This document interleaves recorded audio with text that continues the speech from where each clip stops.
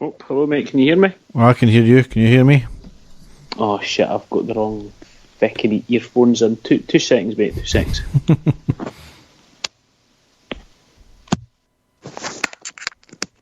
Hello, can you hear me? I can hear you, yes. That's fine, aye, what a fanny. No you, me. You're just an embarrassment, that's how you are. Oh, exactly, aye. I would be like, constantly, every 2 minutes, you need a PP, and he would look at you, no, and he would have the potty ready, and then you would turn round and he'd be standing in the corner peeing all over the carpet. You know what I mean? Because they could do the best part-time team. That's quite hard to say. Best part-time team. Yeah. 78th minute, it was a free kick floated into the box from the right-hand side by Tavernier. Tavernier with a header. Aye, that can't be right. No. He would have to be fast as fuck to get on at the end of his end cross. That would be amazing, that. And the stadium erupts in red, white and blue. You've never seen anything like it. Let's go.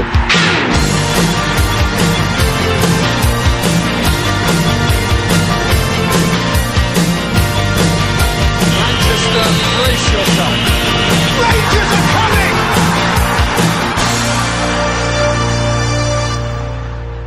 Hi everyone, and welcome to the next episode of the Embarrassing I Ready podcast. As ever, I'm your host Derek, and with me is my co-host Dave. How are you doing, Dave? I'm poorly executed, Derek. Poorly executed. Poorly executed? Oh, yes. Yeah. I wondered what you were talking about for a minute. I even fucked up the own joke. Exactly. Yes. Maybe they've got a point, mate. Good ideas, but poorly executed. There you go. Just like the intro. Aye, but again, not like me, because I've not got any good ideas either. But there you go. So you got that wrong as well. Yes. So obviously, if you followed us on Twitter over the last couple of days, you'll have reference to that. So thanks very much if you are listening. Whoever posted that, but I don't know why you are listening. But anyway, yes, we have a few things to cover. Obviously, Dave and I have got to talk about the Aberdeen game and the Hibs game, haven't we?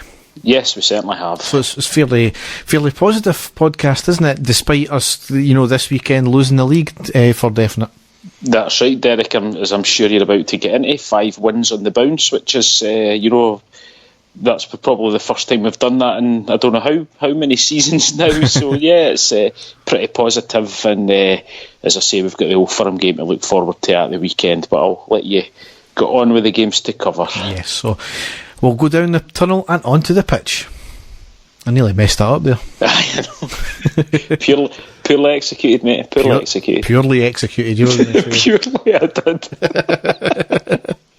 Oh, nightmare. Maybe the guy was right. I think he was, actually.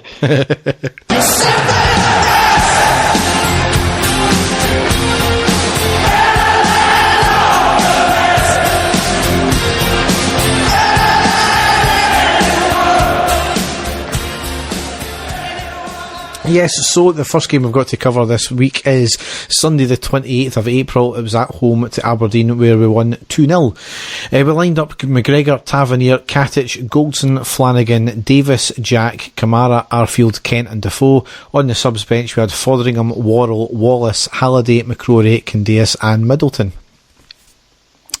So there was a minute's applause for the sad passing of Billy McNeil as well before this game, and impeccably observed. However, yes, rather ironically, as soon as that had finished, a minute later the Aberdeen fans got singing their usual Ian Durrant stuff and their usual Ibrox disaster stuff as well, didn't they? Yeah, they're a classy bunch, Derek, aren't they? Absolutely, but we expect nothing less from them. Exactly. They have to try and make themselves relevant somehow, don't they? So exactly. Well, that's all it is, Derek. You're quite right. A complete irrelevance is what they are, and that's the way that we, I think, the vast majority of us Rangers fans really treat them. Let's be honest. Yep, and the way with the idiotic manager came out with some mental comments as well after the game, which we'll get into, kind of just sums it up as well. Mm-hmm. But a pretty outstanding performance, I thought, Dave, wasn't it? Yes, all round? Yeah, it really was. I would go so far, Derek, as to say professional is the way that I would put it. There was no panic at all in the team, even when it was 0-0, and a very controlled performance against a team who basically just wanted to go out and not play football at all, Derek, let's be honest. Yeah, absolutely. So in the 4th minute, there was a good move through the middle with Arfield playing a ball to Kent down the right-hand side. Kent crosses in, but it was just behind Defoe. It was really a good move until the final ball there, which sums up a lot of our play this year. But on the 25th minute, there was some lovely possession play and winning the ball back when we lost it, ending in Kent having a shot from 20 yards just by the right-hand post. Really from that kind of 20-minute period there, we were playing some lovely football. We just the end product wasn't there. Yep, that's right. Yep.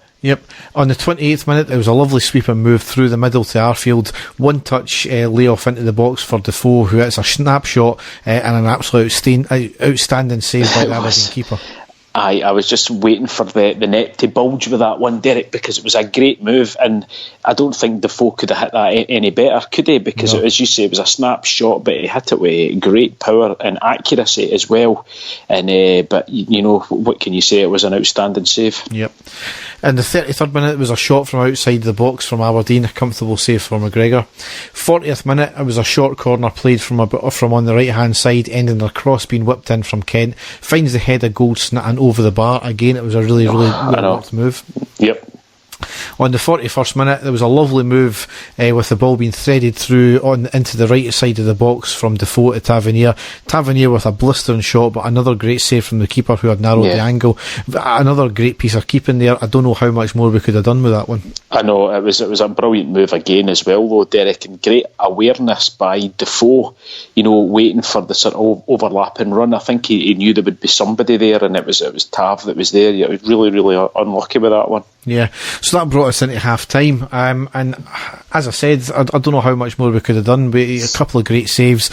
Yeah, we could have probably put the keeper under even more pressure because we're outplaying Aberdeen every week we could do. So slightly disappointed, but certainly the signs were good, and we were creating a lot of moves, and we were varying things. We weren't just trying down the wings all the time. We were trying to get through the middle, and Davis was playing his part as well.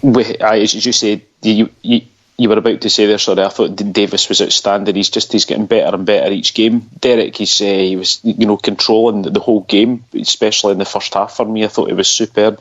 Yep. So into half time, and then the first real move of the second half, we got a penalty on the 47th minute.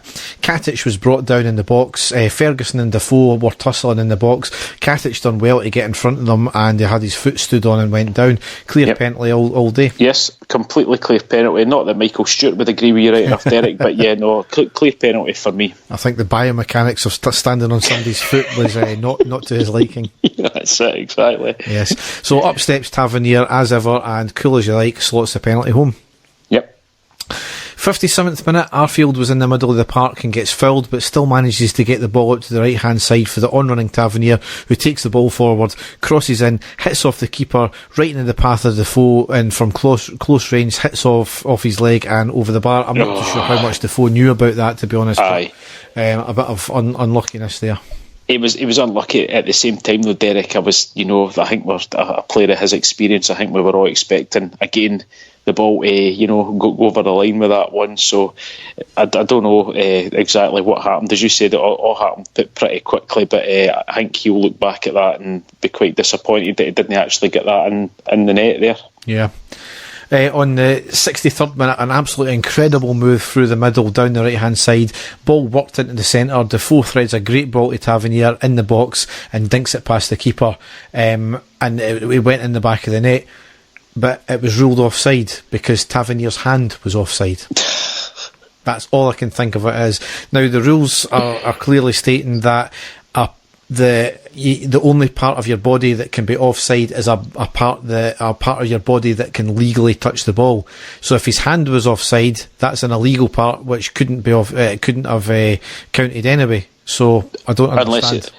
Unless you're a goalkeeper. Well, yeah, unless you're a goalkeeper. Exactly. No, it was, as you say, Derek, it was an incredible move, and we were all absolutely delighted. We completely sliced Aberdeen open, and the finish with Tav was absolutely outstanding. And as you say, we were all really sort of baffled when the flag went up, and really, really unlucky with that one. Yeah.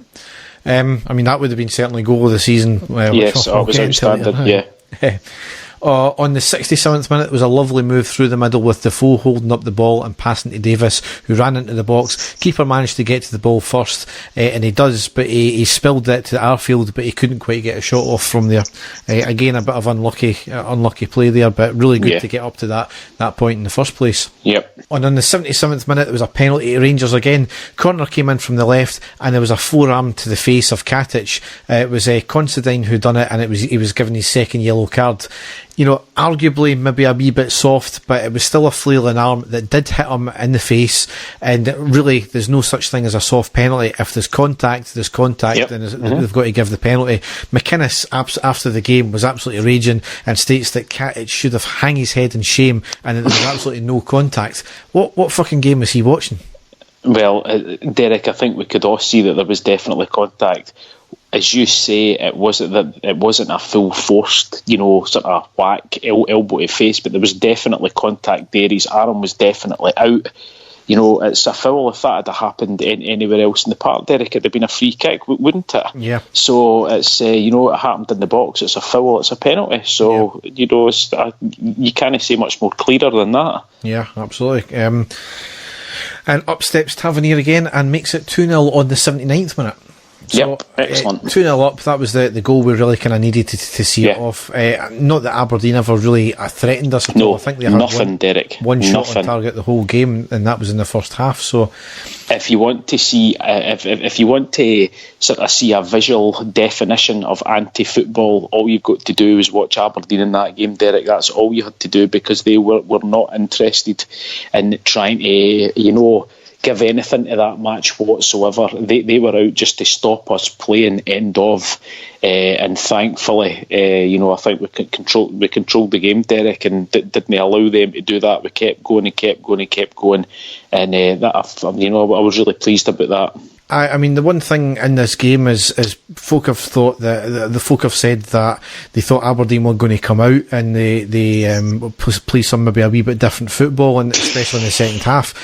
But I don't think we were getting the full credit for that, because Aberdeen never done that, but I think that was largely to us for how well we were playing. We were, as you said, we were pegging them back at every single quarter. So got to be all credit to us. I think the thing that I took from it the most, Derek, is that we were, when we were coming up against teams like that and we weren't scoring early, we were starting to get frustrated quite easily. Whereas in that game, we controlled the game from start to finish, Derek, and even when it was 0-0 at half time and having those great chances and the goalie playing absolutely fantastic, I think you could still see the belief that the team knew that they were still going to make chances and they were still going to go and win the game, and that to me is a huge difference in the team. Would you agree? Absolutely, yeah. Couldn't disagree. Yep. So, to round off the game, 83rd minute, Davis and Kent came off and Candeas and McCrory came on, and on the 86th minute, Defoe came off and Wallace came on for a quite unlikely appearance. I forgot to mention, obviously, the fact that he was starting on the bench from kind of nowhere. And then on the 91st minute, there was a corner on the right, played across the deck to the centre of the box, where Jack had a shot, but it was right at the keeper and a comfortable save. Quite an inventive corner, if I can remember right, the way we done it as well. Yep. So that rounded out the game, and obviously just getting into some of the other comments that McInnes made as well, is bizarrely a few days after the match he had a go at us for making Aberdeen wear their grey away top. Well, they were the away team, so I don't know what his problem was. Apparently both managements were asked before the game if they had any issues with the colours. Rangers said that Aberdeen's top could clash with the orange top of McGregor, so as Aberdeen were the away team, they were asked to change. It's really, really kind of simple, and I think McInnes has kind of lost the plot over the last kind of couple of months, hasn't he, with some of his comments? Yes, he's kind of gone full psycho now, isn't he? After it's this whole he's not getting his own way. Aberdeen have been found out this season, let's be honest, Derek. There was all the big noise, for them and a lot of the media that Aberdeen was still finished second this season because it was Gerrard's first season in charge of Rangers and all of this utter nonsense. But they've been found out, Derek. They've been a very, very boring team to watch this year. They've grinded out results. They've been very, very negative, and I was just pleased that we beat them and we beat them well, because we all know what's happened, in the cup matches and all that, when they've came just to frustrate us and they've managed to hit us on the break and they've won the matches. So I was just pleased more than anything else that we got the victory against them. Yeah, absolutely. And it goes to show that as well, I think he admitted a few weeks ago that he's going to have a big rebuild on his hands because of players leaving and just obviously the quality of the team as well. Mm-hmm. As Pedro Caixinha said, it comes in cycles, which nobody seemed to take all that on board. And what's happening just now with Aberdeen, they're going through another cycle, and it wouldn't surprise me if they do finish fourth and that's them on their downward spiral again. Well, that's their captain's away in Shinnie as well, Derek, who's an influential player for them. He's going. They're not going to get anything for that. So, that's really going to leave their sort of top player as the goalkeeper, who's a very good keeper, Derek. I would like to say. I think he's one of the best keepers in the league, let's be honest. But, I can see Aberdeen having to rely on a lot of their youth players because they're going to lose a hell of a lot of their team. Yep.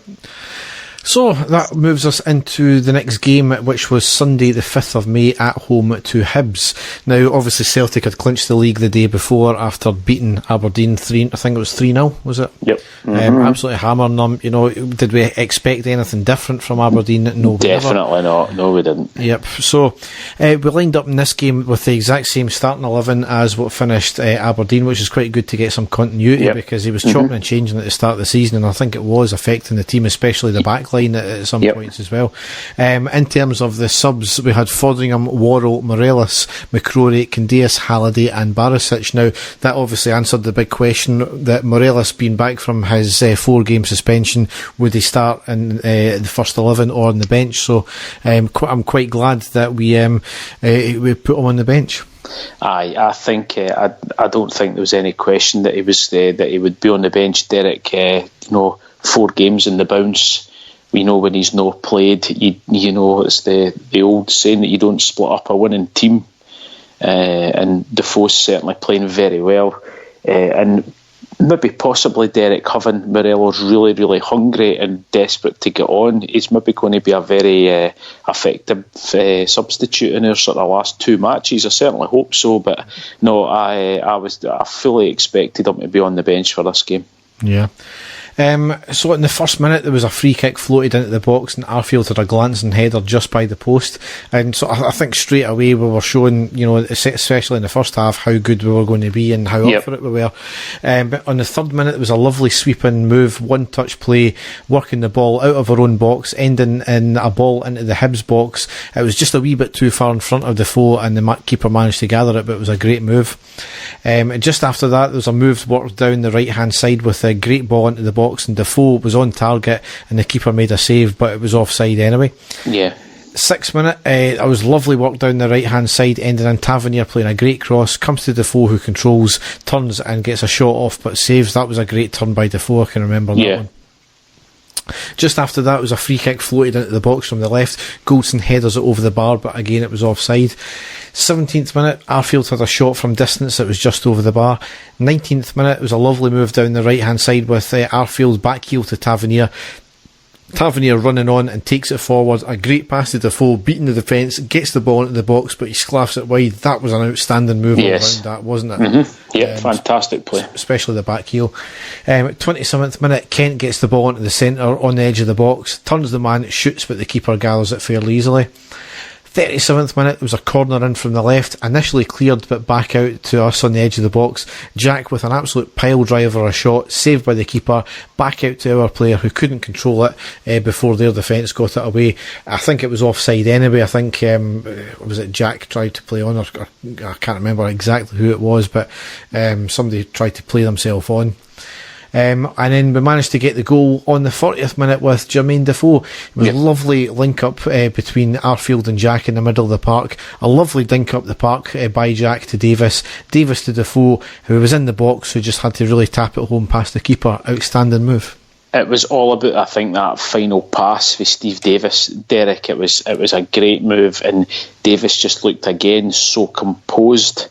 When he was on the ball, full of confidence as well. And as soon as he got up the field into the box, it was that fantastic ball, just to put it just in front, just behind the defender, but just in front of Defoe, enough for him, to get his foot on the end of it past the goalkeeper. It was a great goal. Yep, absolutely. And I think it was more to do with the actual dink up the park from Jack to Davis in the first place. It was a great move, from start to finish. It really was. It was excellent stuff.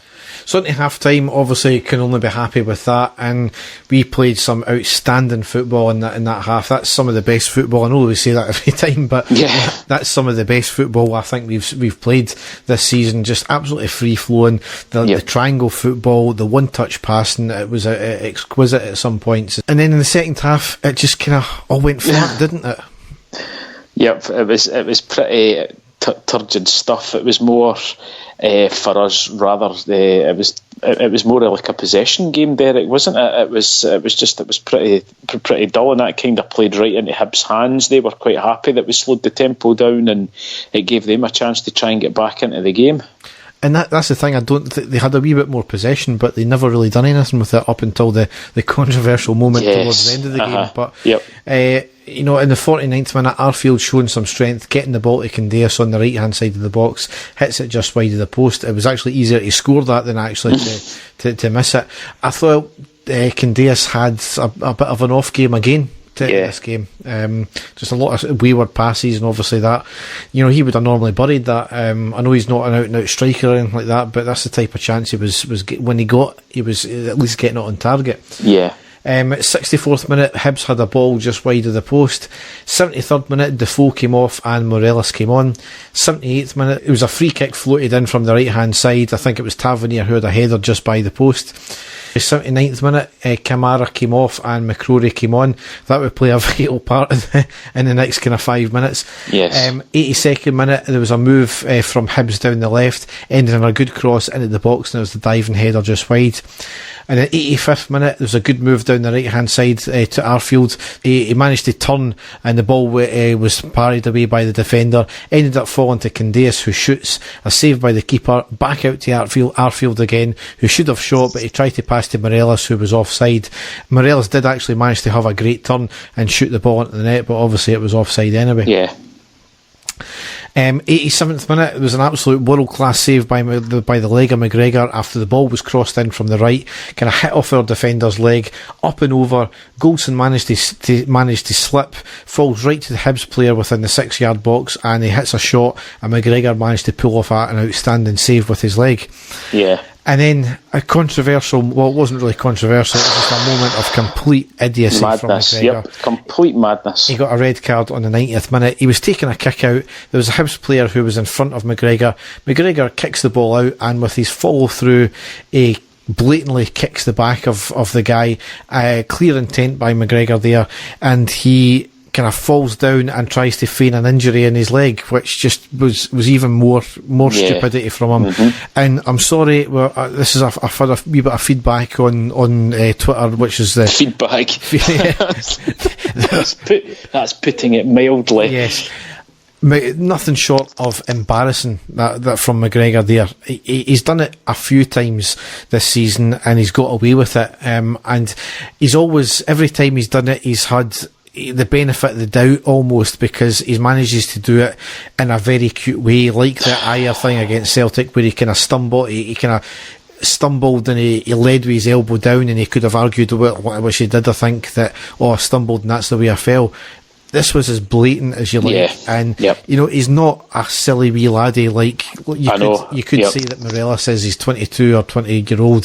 McGregor's 37. He's a seasoned professional. Why is he doing this season? And an international player as well, Derek, or was best goalkeeper in the country by quite some distance, as you say, a man who has played at such a high level, for him to do something like that and think he could get away with it. And the time of the game as well, Derek, there was 2 minutes left in the match. The match was won. It was going to be another clean sheet. It was going to be on to the next game, regardless what the Celtic score was or who the league champions were. We're still playing Celtic in the next game. So for him to do that is just absolute madness, absolute idiocy. And I still could not believe it when I was sitting watching it. I was saying to myself, what does he actually think was going to be the end result in that happening? It was only going to be bad for him and bad for the club. And I was just madness, Derek. Absolute madness. I mean, 99% of fans on Twitter were completely condemning him, saying agreeing it is an embarrassment. Those fans that try to defend him, I just don't know what you cannot defend that kind of thing. And that he's kind of fallen in the category of the fact that he has been so good. He's one of the players that Rangers Twitter can't criticise whatsoever. You're a Tim if you try and criticise him and call out anybody who tries to defend that kind of thing. There's no place for that in our team, and he could have cost us there.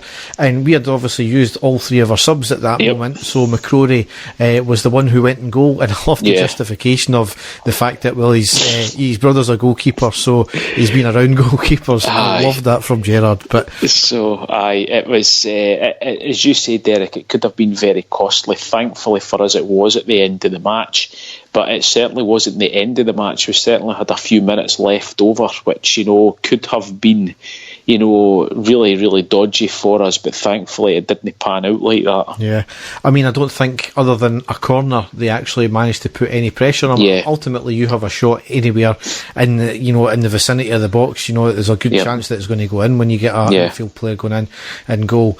And obviously the corner, Rangers held the ball, Rangers fans behind the Broomlin held the ball up, and then as soon as Hibs taken their corner they thrown the ball on, and then there's biomechanic man Michael Stewart questioning why wasn't the corner retaken.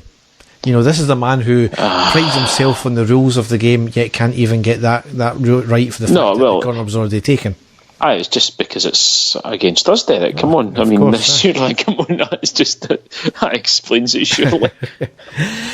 As you said, the game wasn't finished. Hibs really never done nothing. I thought our players were outstanding, managing to protect, McCrory in that respect there. Mm-hmm. We had a couple of chances ourselves in the 94th minute. It was a quick break up the park. Candias tried to square it to Morelos, but he overhit it. And in the 95th minute, the ball was punted up the park by McCrory, funnily enough, and Morelos gets the ball. He tried to lob the keeper, narrows the hook, narrows the angle, and makes a great save. I mean, how amazing would that have been if McCrory had an assist on that? Exactly. It was some kick, Derek. That's all I can say. He absolutely thundered that. I mean, any goalkeeper in the world would have been blooming pleased with that kick out, as you say, just inches away if he'd been the perfect assist, but never mind. So that rounded out the game, and finally and thankfully we've beaten Hibs this year. I mean, ultimately looking at the three games we have played against Hibs this year, we've completely dominated them every single game. The fact that we only came out with 3 points from the first three games is an absolute joke. It should have been 9 points, and we could have been going into the last two games of the season with a good chance of winning it. It's all fine margins, yes, we know that, but you look at the lost opportunities we've had this season, and you could probably argue the same with Celtic dropping points here and there as well. They've had a few games where they could have and should have got points, but you look at it over the course of the season, you look at yourself and you think, that's a wasted opportunity. So far in the table, we've played 36, won 22, drawn 9, lost 5, scored 79, conceded 25, goal difference plus 54 and 75 points. 9 points behind Celtic, 14 ahead of Killie and Aberdeen, and 21 ahead of Hibs. So ultimately, you're looking at, certainly, we obviously confirmed second place, but it's an extremely comfortable second place now. And, this is a massive game coming up against Celtic on Sunday on the 12th there, because ultimately it could go to 12 points, it could stay at 9, or it could go down to 6. Ultimately we go down to 6, and I think that's been a fairly successful season. It's not been perfect by any means. Obviously perfect would be winning the league, but you can't really ask for much more in the season if he gets it down to 6 points. Really, even 9 points, I would still fairly acceptable. Yeah. But we'll get into the next two games. We'll see what happens. You know me, Derek. I'm the ultimate optimist. I always have been, even through the dark times with the club. But I think, if I'm being perfectly honest, the cup competitions for me were exceptionally disappointing for us, because going in, if we stayed the position that we were and we had a cup, even 2 cup finals, Derek, to play in, I think we would have said, right, well, it's been a fairly good season for us, but the cup competitions have been a real disappointment, and the fact that our fans haven't been able to get into the cup, to a cup final to cheer the team on at Hampden and stuff like that has been disappointing. Certainly, improvements are there. Anybody that says there's no any improvements is completely off their head. But fine margins, Derek, and disappointing in the cups as well. But never mind. Yep, so the next 2 games, as I said, Sunday the 12th of May at home to Celtic. That's a midday kick-off. They've obviously got the barriers up again to keep the Orcs in. Kevin Clancy's been announced as the ref. It's much of a muchness, really. It's, a ref's a ref. They're all as bad as each other these days. And it's been confirmed that we're not giving them a guard of honour, despite what Chris Sutton and Chris Boyd saying that we should, because it's the right thing to do. Ridiculous. Ultimately, it's a respect that's earned, and they have spent the last 10 years disrespecting us at every turn. Yes. They can't even mention our name when it comes to the fixtures, so absolutely fuck them. Any fan who claims that we should be giving them a guard of honour, really, I was going to say game of honour there, but really should need to have a good look at themselves and think what Rangers mean to you when it comes to Celtic. Derek, we all know that Chris Sutton tries to be the biggest wind-up merchant in Scottish football. So I mean, I would take that with a complete pinch of salt. Chris Boyd, we're questioning Chris Boyd's loyalties almost weekly now with some of the stuff that he comes out with. So it was never going to happen, Derek.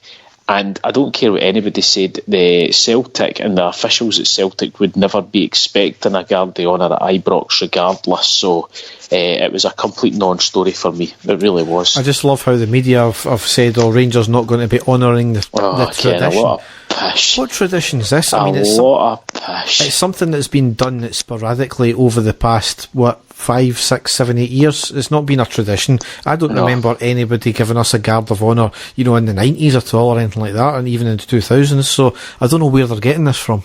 Absolute pish, Derek. Again, I was taking it with a pinch of salt. I really was. Yeah. So, obviously we'll be back probably after the next 2 games with probably the final pod of the season. So we'll cover them there. So it's on now to the classic match. And then it is. The final whistle's gone. Rangers have won the European Cup Winners' Cup. So, Dave, you have got what you said you were going to do in the last pod, the final of the 2005 League Cup. I certainly have, Derek. Going on from the last match, the 7-1 semi-final victory, we move on to the final, which was played on the 20th of March 2005, and our opponents on that day were Motherwell. Now, the Rangers team for this occasion was Ronald Vateris in goals, Maurice Ross, Sotiris Kyriakos, and the big absentee for Rangers on this day was Marvin Andrews. Now, Derek, I don't know if you knew this little fact, but Marvin Andrews had the chance to be the first player in Scottish football history to win the League Cup in successive seasons with 2 different clubs. But because he'd won it with Livingston the season before, but unfortunately Marv he was injured, he failed his fitness test, and his place on the team he was replaced by Bob Malcolm. So Bob Malcolm in the centre of defence with Kyriakos, Michael Ball at left back, and then into midfield, Thomas Buffel, Barry Ferguson, Fernando Rickson and Gregory Vignal, and then up front for Rangers, Inacio Novo and Dado Purso. On the bench for Rangers, Alec Ray, Stephen Thompson, Peter Lovenkrands, Zurab Kizhnishvili and Graham Smith on the bench. For Motherwell there, a few players that Gordon Marshall was in goals. We had, of course, another I'll use this allegedly, because I don't want us to get any trouble. I don't think there's any allegedly about us, but Rangers hater Stephen Craigan was playing in the game there. The late Phil O'Donnell was also playing, and a young Scott McDonald. So it started off Rangers some very early neat possession between Ferguson and Buffel, and a great pass to the on-rushing Nacho Novo. First time strike for the edge of the box, just over the bar. So that was the sign of things to come, because only 3 minutes later Rangers actually took the lead. It's a nice ball from Buffel, plays it through, Morris Ross skips it in! It's an unlikely first goal scorer for Rangers, and Morris Ross celebrates!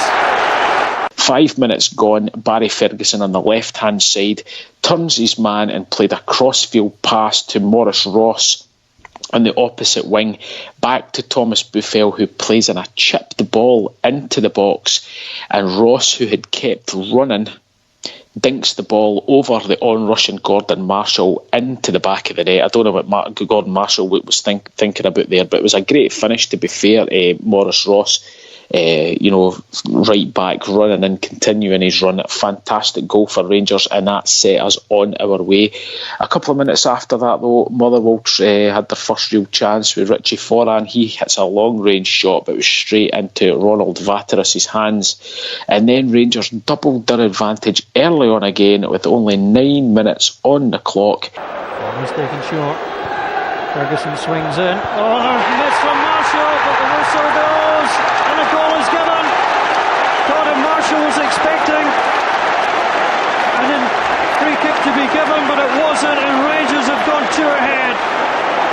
Barry Ferguson receives a short corner in the corner of the box. He crosses the ball, and there's a bit of a mix-up in the defence, and it actually saw Phil O'Donnell's header trying to clear the ball, but it actually goes straight over the head of his own goalkeeper, and just perfect head height for Sotirios Kyriakos just to head the ball into the net to make it 2-0 to Rangers. Really bad mix-up in the Motherwell defence there. Rangers very comfortable at this stage, and it was looking at this stage that it was going to be double figures, Derek, because every time that Rangers got forward, it looked as if we were going to score at that point. But out of absolutely nowhere, Motherwell pulled one back on the 13th minute. Free kick in. Header comes in! And David Partridge has scored! Free kick on the right wing, swung into the box, and Partridge with a fantastic goal, to be fair to him, bullet header past Ronald Vateras to make it 2-1. So Motherwell were back in it out of absolutely nothing, and they almost equalised 10 minutes after that when Scott McDonald's shot was just wide after some good play involving O'Donnell and Foran. And at that point, it looked as if it was anyone's game, and it was really going to be the next goal. It was going to be the decisive goal, and thankfully it happened for us. So in the 33rd minute, Rangers scored their third goal of the match. Rickson fires it in! And Rickson scores! He loves this competition this season, Fernando Rickson. It's his third goal. Scored against Aberdeen, scored against Dundee United, and now in the final against Motherwell. Just after we won a free kick on the left-hand side corner of the box, it was a bit way outside, but within shooting distance for Fernando Rickson. But as I say, still a lot of work to do, but he steps up and smashes an absolutely sensational free kick over the wall, dipping right down into the bottom right corner past Gordon Marshall. It was a fantastic goal for Rangers. It really was tremendous stuff. That made it 3-1. And then after that, if that was the 33rd minute, Rangers, great possession play right up until half-time. There was a wee half chance for Thomas Buffel, who had a shot in the 38th minute just over the bar.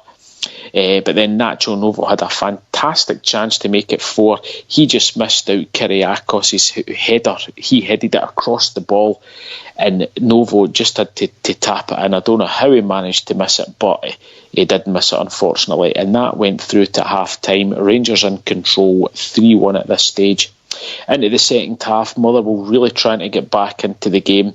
A lot of high balls into the box, but Kyriakos, to be fair, was having a fantastic match. It was really bread and butter to him, and that was just in the sort of early start of the second half. A few good balls in by Motherwell, but cleared the way quite easily, and then Rangers killed the game off early into the second half. 48th minute. Vigneault, that's a lovely pass through. Novo's in! Nacho Novo scores for Rangers. That could be the killer goal. And Rangers, with 48 minutes gone, hit 4. Rangers 4, Motherwell 1. A fantastic ball for Gregory Vigneault. It was superb. Great play onto Nacho Novo, who was running through. He dinked the ball past the goalkeeper into the empty net. It was great play. It really, really was. Rangers on easy street at that point. They had made their subs just prior to that. Alec Ray on for Gregory Vigneault. Stephen Thompson on for Nacho Novo. Barry Ferguson then with a long-range shot, which was saved by Marshall. And then right at the end of the game, it was Rangers' 5th goal. Kyriakos is in! Simple 5th goal. It's Argos. Kyriakos scores for the 2nd time in the CIS Insurance Cup Final. He smiles at his manager, who applauds him. Rangers hit 5 in the Cup Final. Rangers 5, Motherwell 1. Was a corner on the right hand side, crossed in, and an absolute bullet header from Kyriakos to score his 2nd goal of the match in Rangers' 5th. Fantastic performance by Kyriakos there, Derek. You know, he was a bit of a bomb scare at times for Rangers, but at other times it was outstanding. He had a fantastic game this game. So did Barry Ferguson. He was tremendous also. And Rangers, the final whistle went. Rangers were the League Cup winners 2005. Fantastic scoreline, 5-1 victory, and thoroughly deserved. I take it you can remember that quite well, Derek? I wouldn't say quite well, no. But you know what I'm like. I mean, you just always ask that to make me embarrassed, don't you? No, like I say, every time we do the classic match, if you get a chance to go back and watch it, some fantastic goals. Rickson's free kick was tremendous, and you know, some fantastic bullet header by Kyriakos at the end, just to sort of put the icing on the cake. So we will go down. No, we won't. We will go into the news. Yes, we will go into the news. Oh, it's getting bad when I've got to remind you, mate. I know, it's called sleep deprivation. Oh, aye, there again. Smallest violin in the world playing in the background there for you.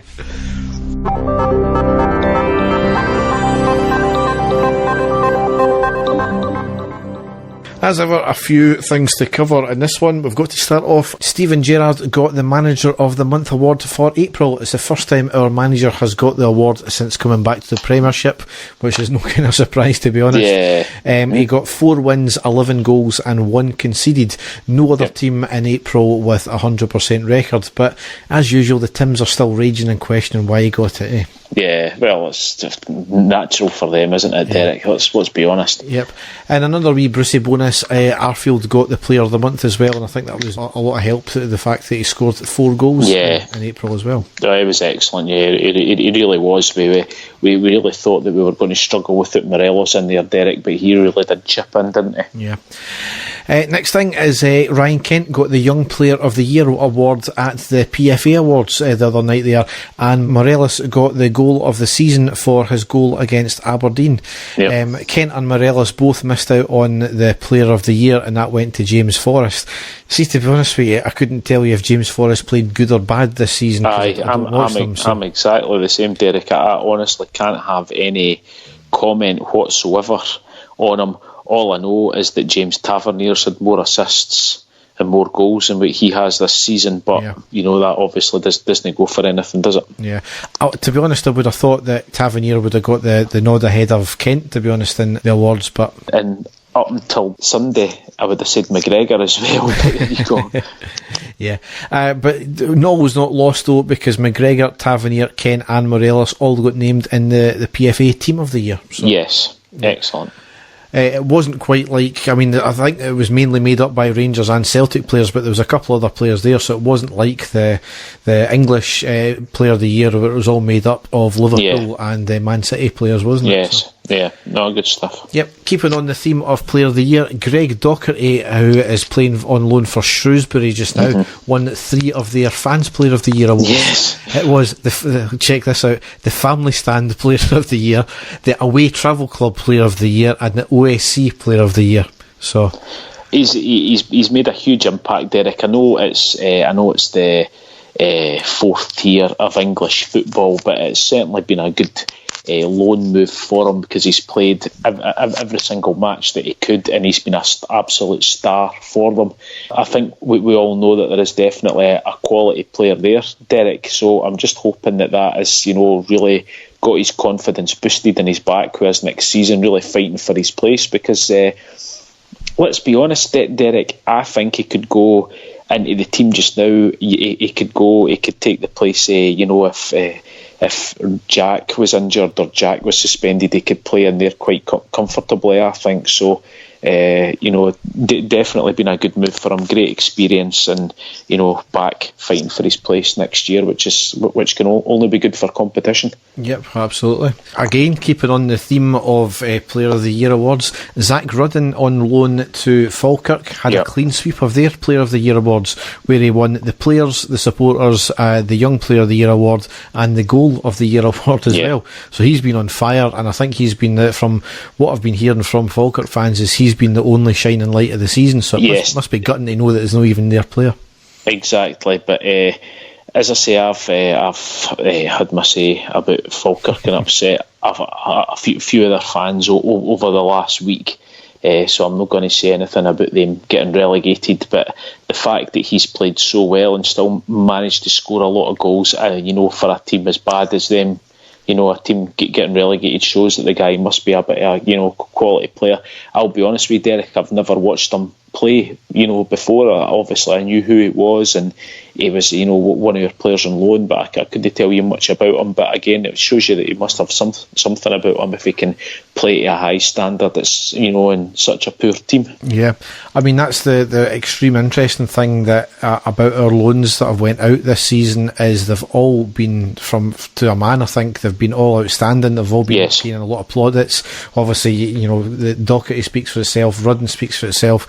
But as well, there's Jordan Rossiter. He's, I think, played just about every game down there, and he's not been injured at all, and he's been playing fairly well, getting man of the match awards and everything. That's right. Scoring goals. So it's going to be interesting for next year to see who does get retained.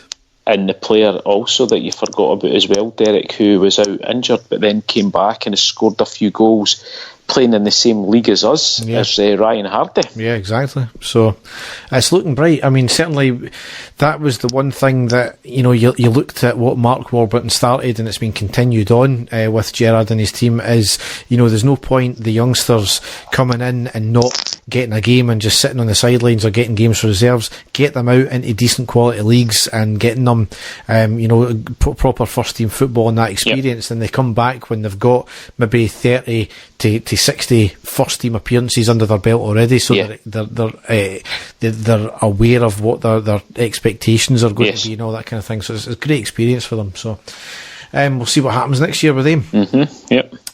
Good news as well is Hummel have unveiled the new strips for next year. It was leaked in a great video about a day before. I don't know if that forced Hummel's hand anyway. And the one unfortunate thing, and I don't like it, is they've went to their Bumblebee type badge. I just preferred it when it was Hummel, the name, but that's maybe just a personal thing.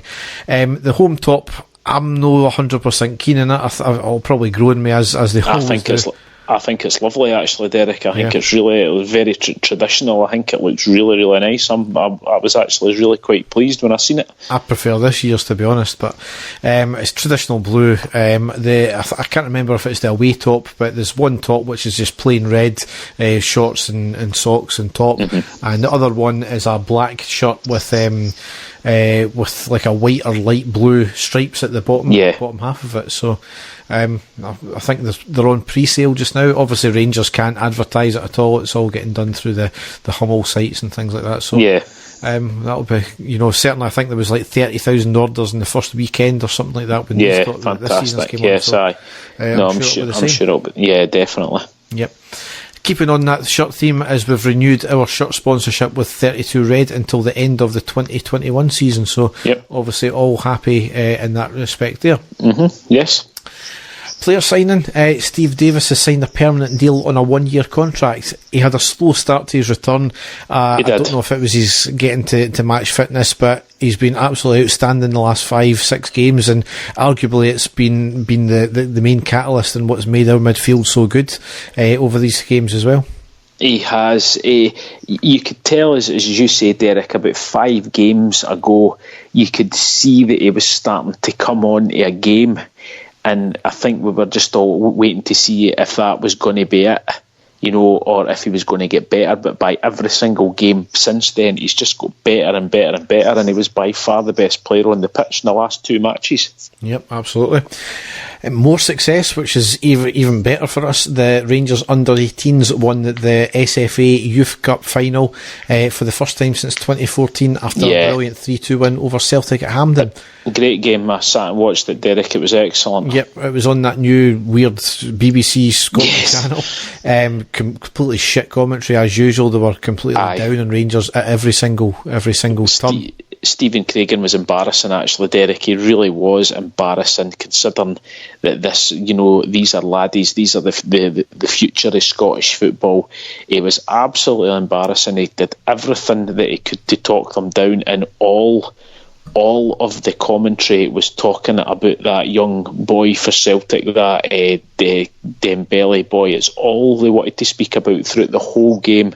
It was really embarrassing, actually, and I was just absolutely delighted that Rangers won and played so well. And I thought that the young boy McPake looked an absolute superstar, Derek. I really did. I think the spotlight for Rangers had been on the boy Coombs that we had signed from down south. You mean Sideshow Bob? Yes, exactly. But I thought the boy McPake was absolutely outstanding. I'd go so far as to say that I think that he could be, straight into our first team squad now, with the way that he played, for being such a big, tall guy. The way that he could just glide past players, and the power and the pace. He actually reminded me a lot of Mark Hateley in his prime. The way that he ran, he just looked, really, really confident. He just looked a threat every single time, we went forward. I really did. That boy has really got a really, really bright future ahead of him. I thought he was superb. Yeah, I mean, I think it was in last season's Glasgow Cup, which we won, which we'll get on to this season's in a minute.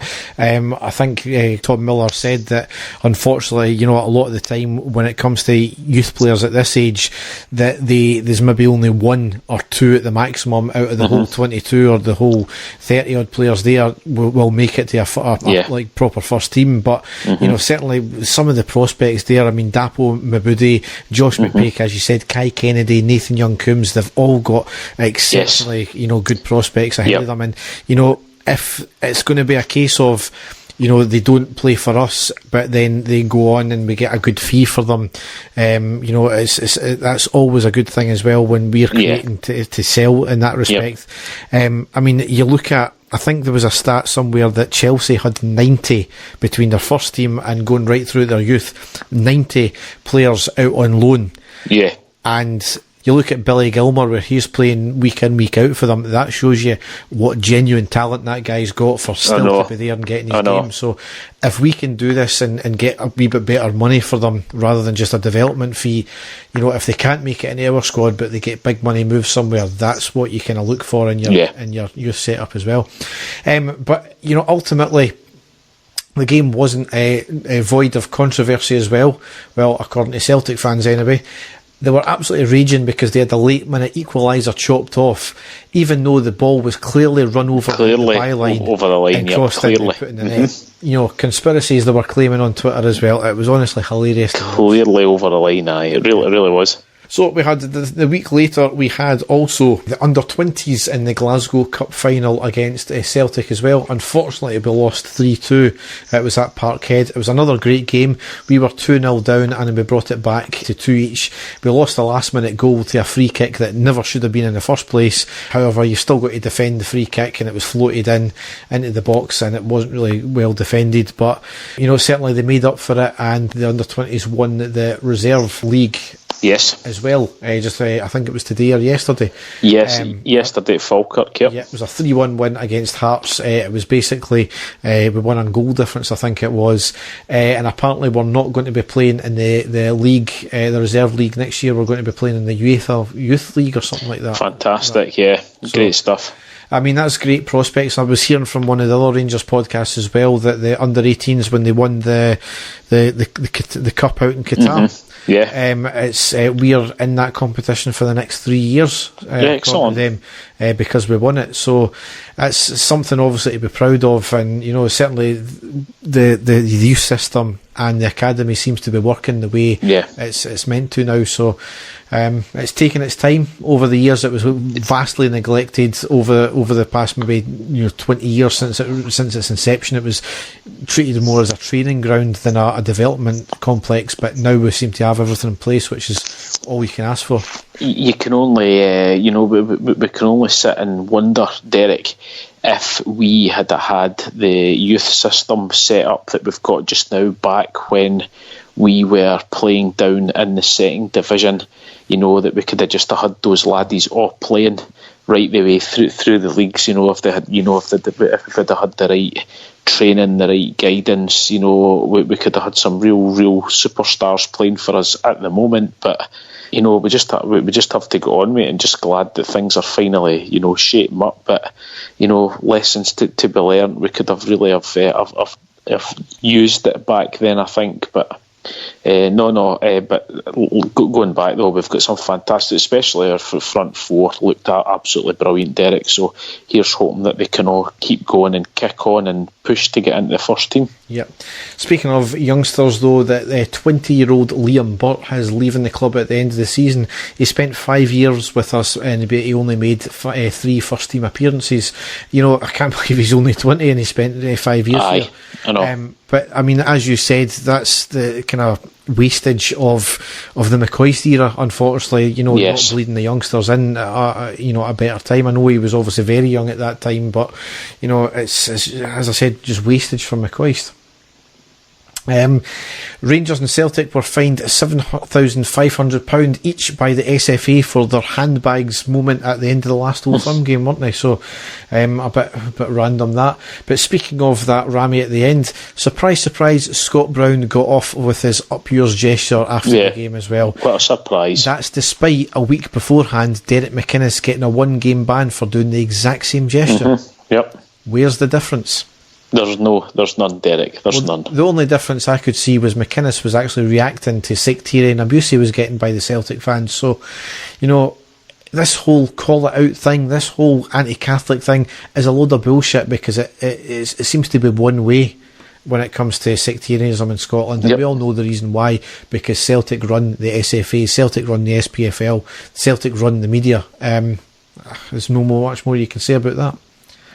It all comes down a lot as well, Derek. There's been a lot, especially on social media, with so-called MSPs that we've got out there as well, that are pushing for it as well, and seeing where a lot of their allegiances all lie also. So it's, as you say, Derek, it's one way. It's supposed to be a transparent thing for every sort of belief in race and religion out there, but it does only seem to be the one way that it's going, isn't it? Yeah, absolutely. And that's even before we get into Glasgow councillors' dodgy private messages trying to get other people into trouble and all that kind of thing, isn't it?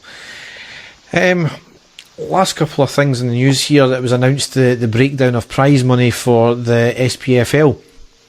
For the final positions, Celtic are going to get 3,350,000, and we are going to get 2,400,000.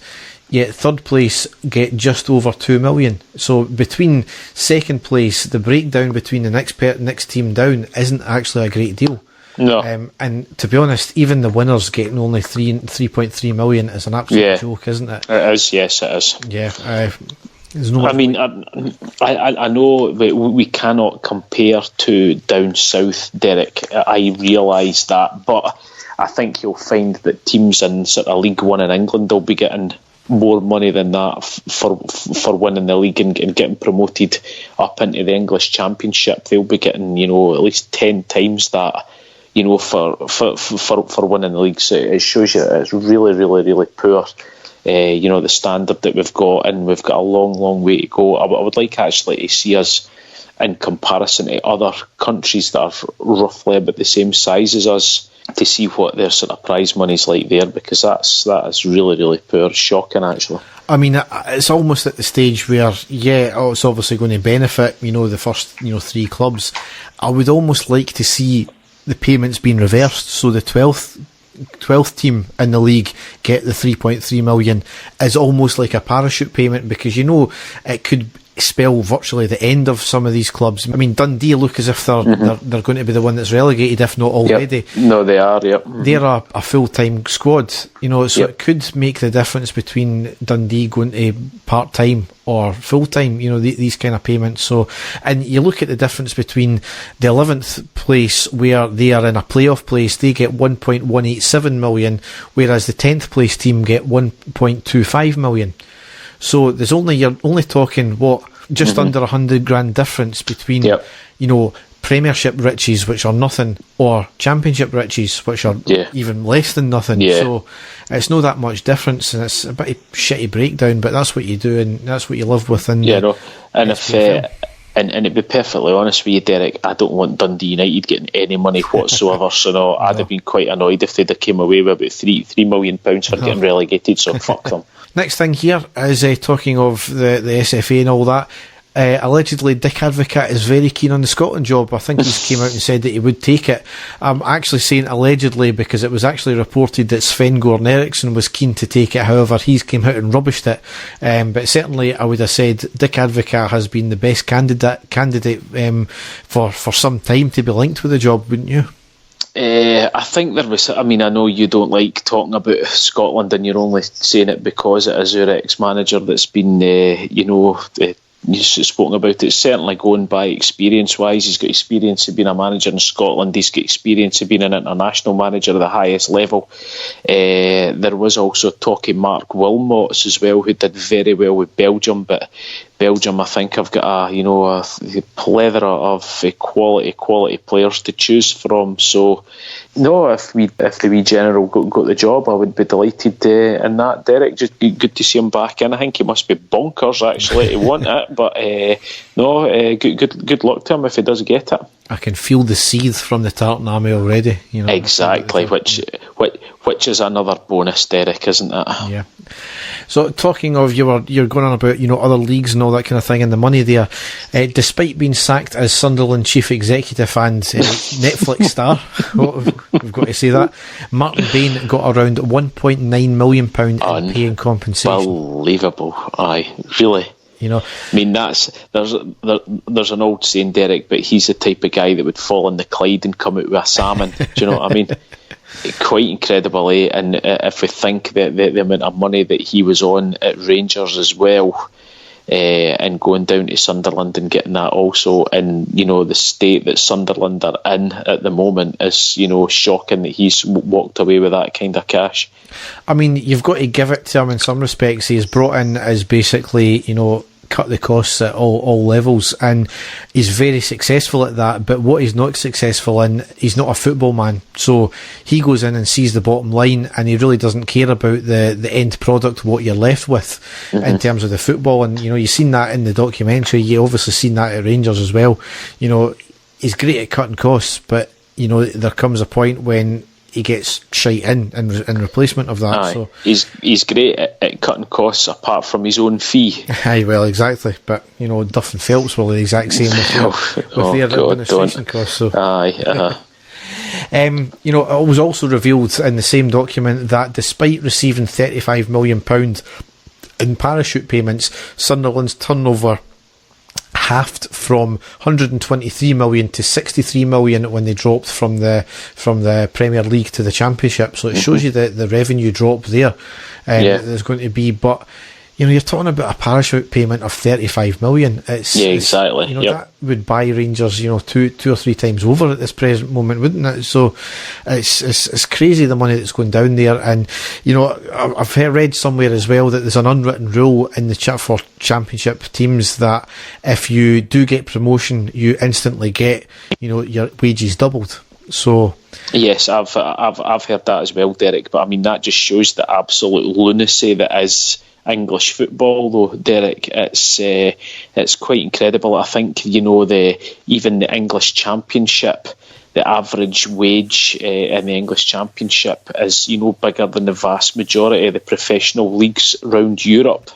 So it just shows you the amount of money that is getting paid in the English league. And let's be honest, I mean, we can't say that about the top clubs. You've had Man City and Liverpool in the semi-final, and now tonight Liverpool have made it through to the final.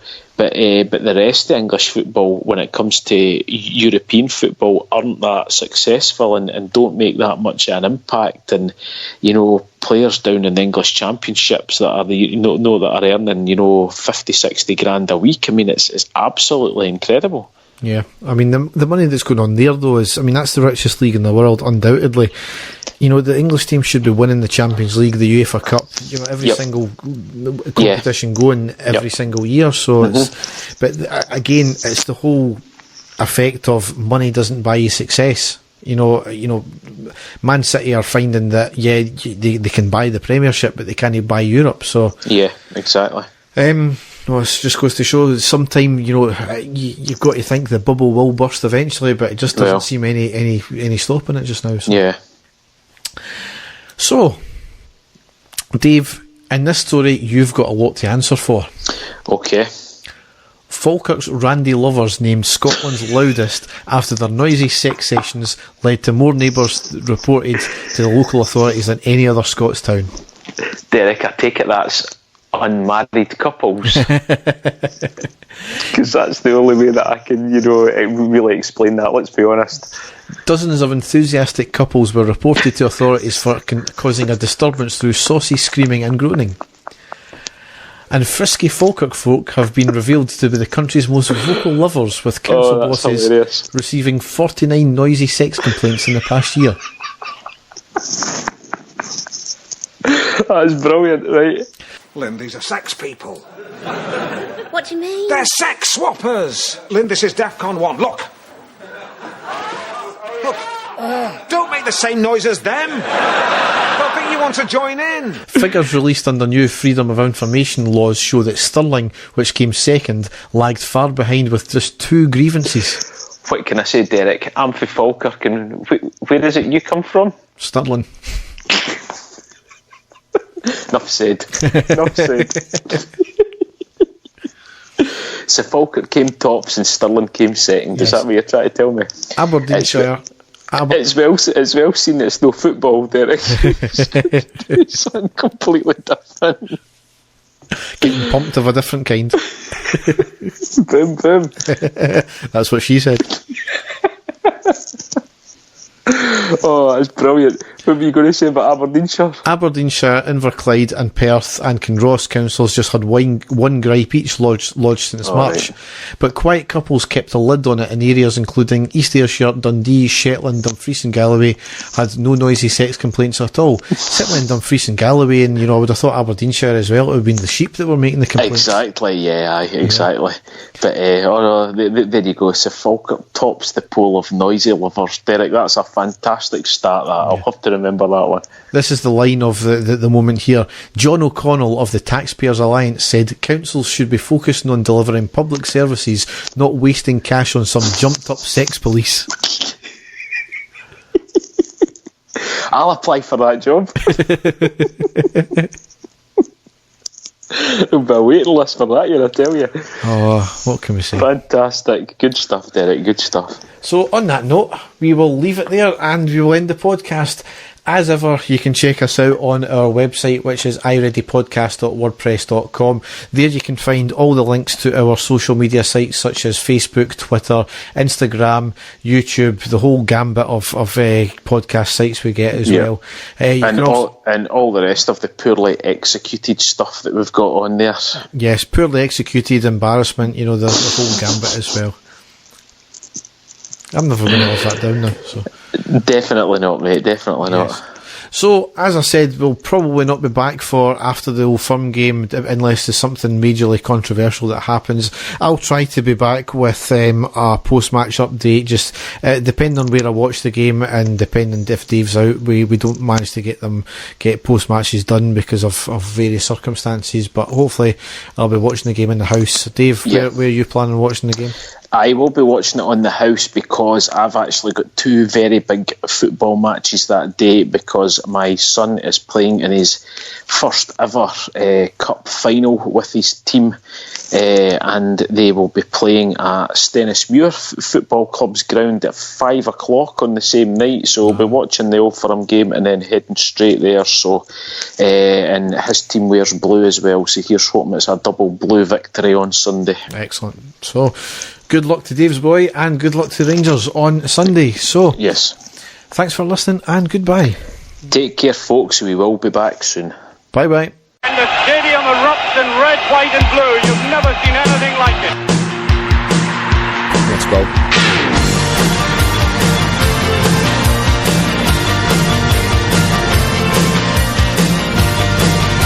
Manchester, brace yourself.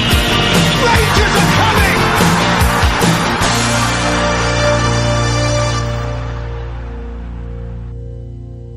But every time you go and change your nappy because she's wet her nappy and you think she's going to do a shite, and then you change your nappy, then 2 minutes later she bloody does a shite. So